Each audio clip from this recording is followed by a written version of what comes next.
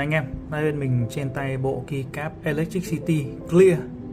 Bản này là bản PC trong suốt anh em nhé, cho nên hiệu ứng tỏa LED gần như là 100% luôn như thế này.